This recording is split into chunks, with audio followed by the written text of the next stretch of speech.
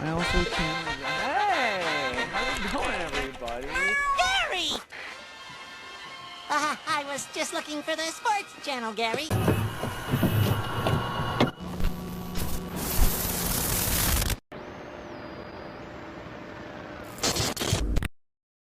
Oh my god, art is so hard. Why do I do this to myself? Smile for the camera. Hey! How's it going, everybody? Welcome to another week of the art stuff. So we're going to be continuing with the Mr. Bean stuff. This week we're going to be doing turnarounds for Mr. Bean, and this is probably going to be the last week I do the Mr. Bean thing because I wish I could come up with a good excuse as to why I want to end it, but I'm just getting tired of it and I want to move on to other things. Alright. But yeah, this Mr. Bean turnaround is going to be pretty fun. Not fun. Why am I lying to you? I don't know why I'm lying to you. It's not going to be fun. It's going to be sad, and you're going to get really frustrated, and you're going to keep going back and forth and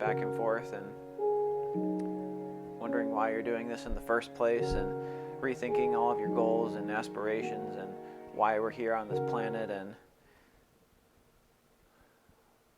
why am I doing this again? Because it's super fun. Okay, let's get going. And so I'm going to be running a time lapse for this Mr. Bean turnaround, because doing a turnaround in real time would just take forever. So you're just going to see a little time lapse. I'm going to just go over like some tips and tricks to hopefully make your turnaround a little bit easier, to make your turnaround a little bit easier to manage while you're doing it. If you want to be a character designer, doing turnarounds is one of the things you're going to be doing all of the time. So you may as well get used to it now, especially if you're not at that professional level yet. You may as well get used to doing it, and it'll be easier and easier every time you do it. So one of my main recommendations if you're doing turnarounds is to use either Procreate or Photoshop. The main reason why I say this is because Procreate has a new feature called Animation Assist, and that essentially gives you an animation timeline where you can scrub your footage back and forth between each frame, so you can really align each section of the turnaround and get the accuracy that you need. Instead of just eyeballing it and hoping that it's right, you'll actually have it there. It'll actually be animating to you in real time, and it'll really clarify things for you, so you don't have to just keep going back and forth, hoping that you have it right. You'll be able to see in real time what you're doing.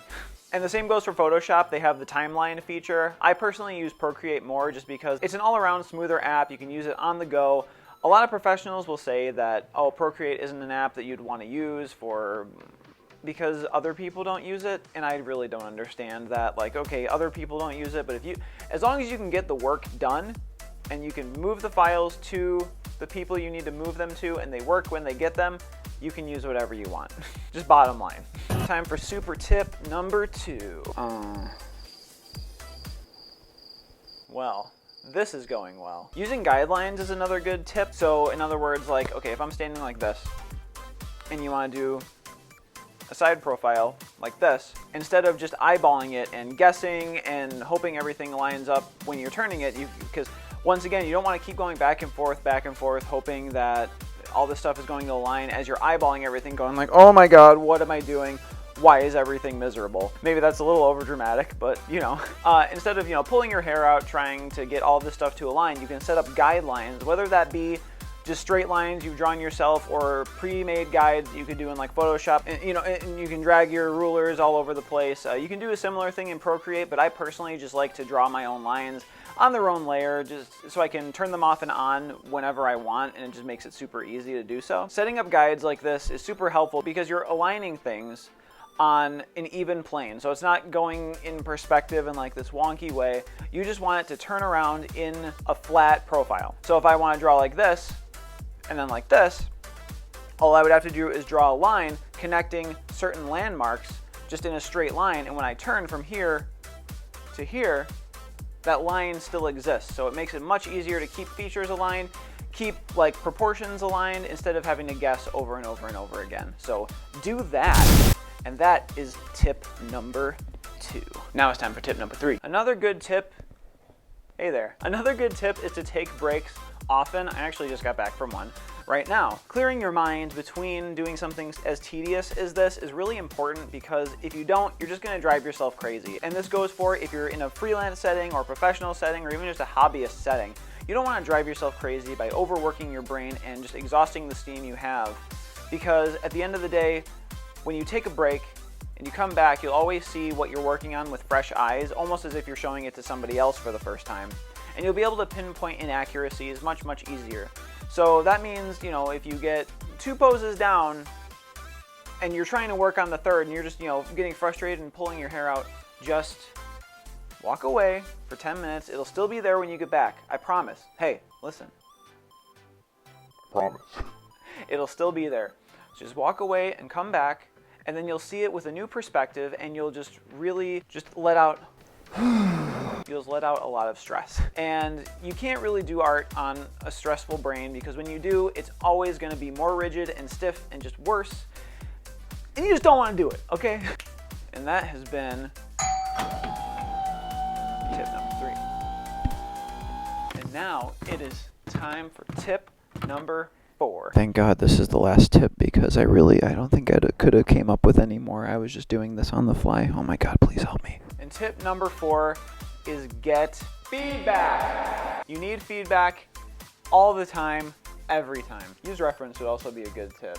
Also use reference. This is a 2-for-1. 2-for-1 deal, special, right here, right now. Can't get this anywhere else. That's why you subscribe to me.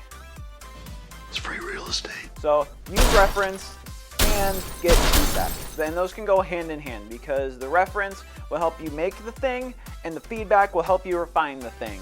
So you use the reference in the initial point. So if I want to draw myself, if I wanted to draw a character like this, and like this, what better way than taking this video that I'm doing right now and just freeze framing every one of those frames, get 3 good angles, and then I'll know exactly what that angle is supposed to look like, and I'll be able to more easily get what I need. Reference is a godsend. For the love of God, use it.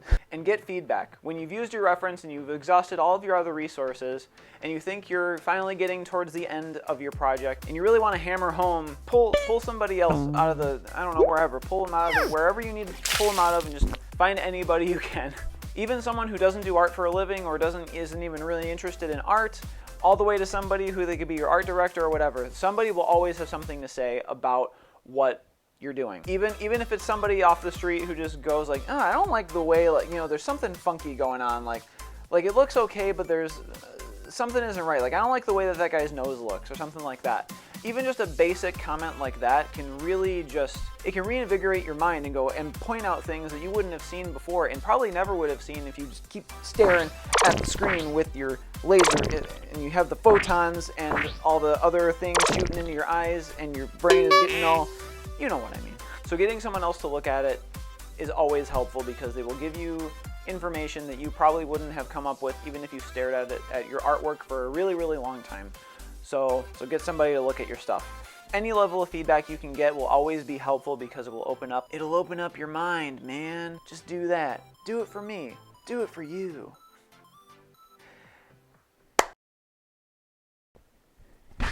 And that is all the tips I've got for you today, my children. I hope you've enjoyed the time lapse that you have seen so far, and if it's not over yet because I pre-recorded this, just enjoy it as it fades away into the background.